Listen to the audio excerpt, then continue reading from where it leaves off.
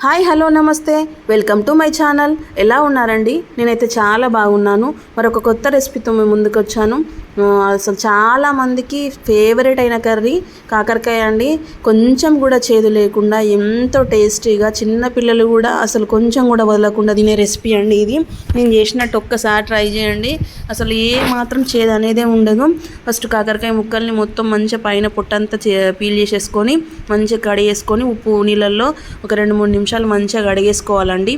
తర్వాత ఇప్పుడు నేను చూపించిన ఇంగ్రీడియంట్స్ ఏమైతే ఉన్నాయో, ఎండుమిర్చి, జీలకర్ర, పల్లీలు, వేయించిన పల్లీలు, వేయించిన నువ్వులు, అవన్నీ, చింతపండు రెబ్బలు 2-3 అవన్నీ వేసుకొని మంచిగా ఫైన్ పేస్ట్ లాగా వేసుకోవాలండి.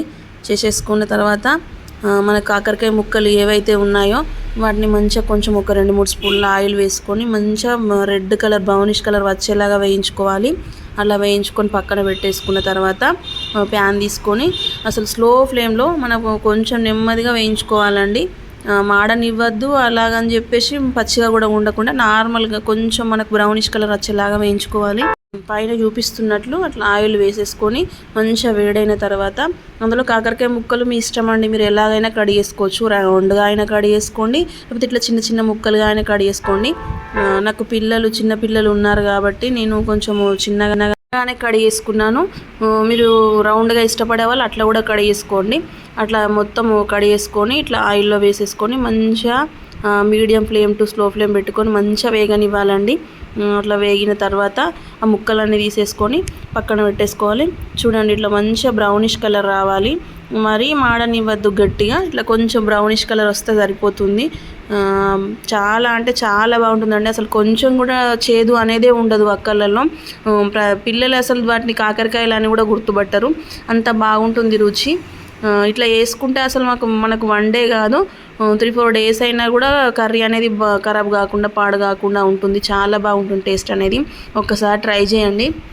ఇట్లా మొత్తం వక్కలన్నీ వేయించుకొని పక్కన పెట్టేసుకున్న తర్వాత అదే ప్యాన్లో మనము కొంచెం ఆయిల్ సరిపోతే ఓకే, లేదంటే కొంచెం ఆయిల్ తీసుకొని అందులో పోపు దినుసులు, ఏవైతే పోపు దినుసులు ఉన్నాయో అవి వేసేసుకోవాలండి. వేసేసుకొని మంచిగా వేగనివ్వాలి. పైన చూపిస్తున్నాం కదండి, అట్లా ప్యాన్లో ఆయిల్ వేసుకొని అందులో కరివేపాకు, పోపు దినుసులు అవన్నీ వేసుకొని ఆనియన్స్, పచ్చిమిర్చి అవన్నీ మంచిగా వేగేలాగా ఫ్రై చేసుకోవాలి. మంచిగా ఫ్రై చేసుకున్న తర్వాత పచ్చిమిర్చి మీకు ఇష్టం ఉంటే వేసుకోవచ్చు, లేకపోతే లేదండి, అది ఆప్షనల్. నేనైతే ఒక 2 పచ్చిమిర్చి వేసుకున్నాను. అట్లా కొంచెం బ్రౌనిష్ కలర్ వచ్చిన తర్వాత అందులో కొంచెం పసుపు వేసుకొని వేగనివ్వాలి. పసుపు వేగిన తర్వాత అందులోనే మళ్ళీ మనం ఏదైతే ఇప్పుడు చేసుకున్నామో పేస్ట్ దాన్ని వేసుకోవాలి. దాన్ని వేసుకొని మంచిగా దాన్ని మగ్గనివ్వాలండి ఆయిల్లో. ముందుగా మనం మిక్సీ పట్టి పెట్టుకున్న పేస్ట్ ఏదైతే ఉందో దాన్ని వేయించుకోవాలి. వేసుకొని దాన్ని మంచిగా అందులో మొత్తం కలిసేలాగా ఆయిల్లో కలిపేసుకోవాలి. ఆనియన్స్కి, పచ్చిమిర్చికి కలిపేలాగా అట్లా మొత్తం కలిపేసుకొని అందులో ఉండి కొంచెం ఆయిల్ బయటికి మనకు రిలీజ్ అవుతుందన్న టైంలో మనం ముందుగా ఏవైతే పెట్టేసుకున్న కాకరకాయ ముక్కలు ఉన్నాయో వాటిని వేసుకోవాలండి. వాటర్ అనేది అది ఆ రోజుకు మాత్రమే అనుకుంటే మనం వాటర్ వేయొద్దు, అందులోనే వేసుకోవాలి. లేదు నాకు కొంచెం స్టోర్ చేసుకుంటాము అని అంటే మాత్రం వాటర్ వేయొద్దండి. అట్లా మొత్తం అది వేగిన తర్వాత అందులో కొంచెం కారము, ఉప్పు, మన టేస్ట్కి సరిపడేంత అన్నీ కరెక్ట్గా చూసుకొని, ఎండుమిర్చి కొంచెం తక్కువగా వేసాను, అందుకని కారం ఇంకొంచెం వేసాను. మీకు మొత్తం ఎండుమిర్చి అయినా వేసుకొని అట్లా కూడా వేసుకోవచ్చు. మీకు ఎలా కావాలంటే అట్లా మనకు ప్యాన్ నుండి అది ఉడికిన తర్వాత ఇట్లా సపరేట్ అవుతుందండి ఆ పేస్ట్ అనేది. అప్పుడు మనకి కాకరకాయ ముక్కలు ఏవైతే ఉన్నాయో అవి వేసేసుకొని కలిపేసుకొని కొత్తిమీరతో గార్నిష్ చేసుకుంటే అసలు ఎంతో రుచికరమైన, అసలు కొంచెం కూడా చేదు అనేది లేని కాకరకాయ కూర అనేది రెడీ అయిపోతుందండి.